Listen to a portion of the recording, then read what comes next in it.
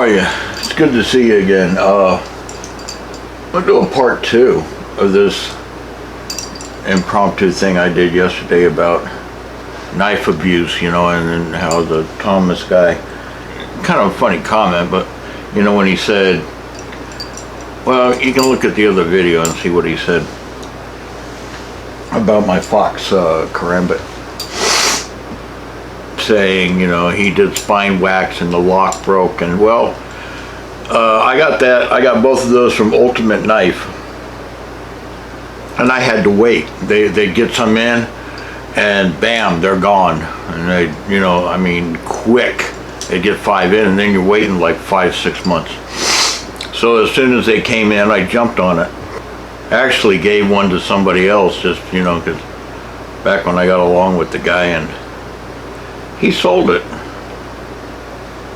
But hey, you know, you give somebody something, it's theirs to do what they want to with. But anyway, that's not the point. Captain Electro, he made a comment on my video. He said, I spent a bunch of money, and it's right here. He says, I spent a bunch, and he's being, you know, a little sarcastic. He said, I spent a bunch of money and I don't feel satisfied, so I didn't try to rectify the situation. Instead, I threw my money in the garbage like a child. Now I want to see you destroy your knife for no other reason than to feed my big ego. That's kind of what the Thomas Pound guy was saying, you know, hey, destroy your knife. I'd like to see your... Well, no, and you know what? I've been there. This, this is a zombie knife. And I don't know where I got it. And it's like pretty much FUBAR. I kept it. The blade finally broke. I wanted to see, this is like $5. The lock's there, but it just overextended. Very loose. And this was like a $5 knife. I don't know where in the hell I got it, and I don't know why I got it. And it's just, it's a gas station garbage knife. Still has some good detent. Doesn't want to open without a lot of effort, but I've thrown it against a tree. I beat on it. I did spine wax. And no, I'm not going to do spine wax on a, you know, I just wanted to see how tough a cheap knife was. I mean, a $5 knife, I wanted to see how tough. And no, I'm not going to do it to a, no, I'm not going to take a $500, $600, $200, $800 knife and do that. I've been down that road and I made a few mistakes. This here is a Silver Stag, I can't remember the name of this one. They're made in USA, okay? Nice Bowie, got the deer horn. That's my second one. They were nice enough to send me another one, because what I was doing, I was being stupid. Now, I've learned by experience, don't be stupid. You win stupid prizes. What happened was, I did a spine whack on this on a cinder block.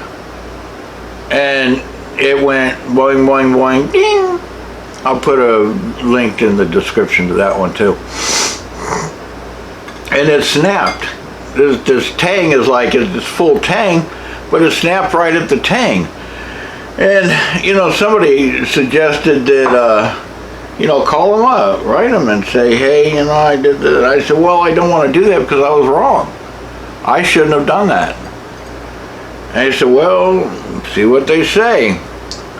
So I did. And I told the guy, I said, I know I shouldn't have done that, but, you know, just, you know, is there something we can do here? I was stupid.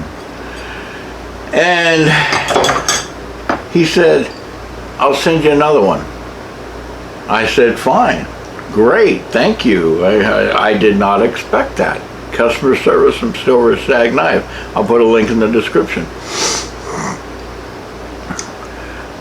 And he said, do you need a sheath? I said, no, I still have the old sheath, and he sent me a new one. I'm like, damn.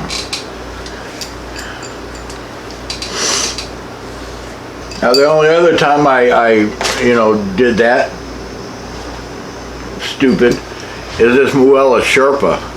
This thing is like $400 now, and let me tell you something. This is my favorite knife. I mean, it's just, this thing is a fucking beast. And it's got a thick spine, and I'll put a link in the description on that. I went to town on it. I was like coconuts, and I says, you know what? I says, I'm gonna do something really stupid. And I took a cinder block, bam, bam, bam, and I was hoping it didn't break, and it didn't. No cracks, no nothing, no. It's got a little scrape right there, but I mean, this thing, this Moella, I mean, it is like one beautiful blade. Very nicely done. I highly recommend that. I got this one off of Amazon. But, you know, that's kind of my history on abusing knives, and let me tell you something. I watch a lot of knife videos, and I see a lot of people, and I guess, you know, where did they get that? Where did this spine whack, batoning crap come out to see how tough a knife is? I see people pry with their knives. I also see pictures on Reddit in the knife group of people with no tip on their knife because they were using it to open a fucking can. It's not a can opener. It's not something you pry with. I think this you know, Lynn Thompson and Cold Steel, I find their, and Demko, I find their videos rather rude and insulting when they would hang weight off a knife and destroy the other competitor's really nice knives.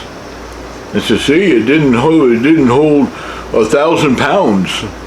My triad lock holds 1,000. I don't give a fuck what your triad lock. I'm not gonna like beat on it and take it out and spine whack it and you know, yes, it's a strong lock, but that's not how you treat a fucking knife. And then here lately you got these pry bars. I see people are selling these little pry bars, some are like $150 for. Do you really pry that much? Do you really open up a lot of paint? If you do, fine, buy a damn screwdriver. I don't know, I think that it's a gimmick. I think a lot of this stuff is a gimmick, and hanging weight off a knife is a gimmick. Beating on a knife, see how tough it is, You know what?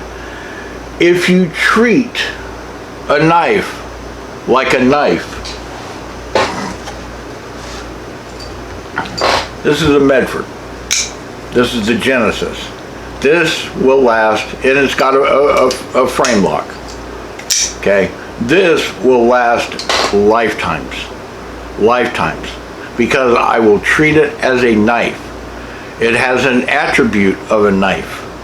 It's not a screwdriver. I have multi-tools for that. Okay, I have two of them. I have a Leatherman. I got one of those.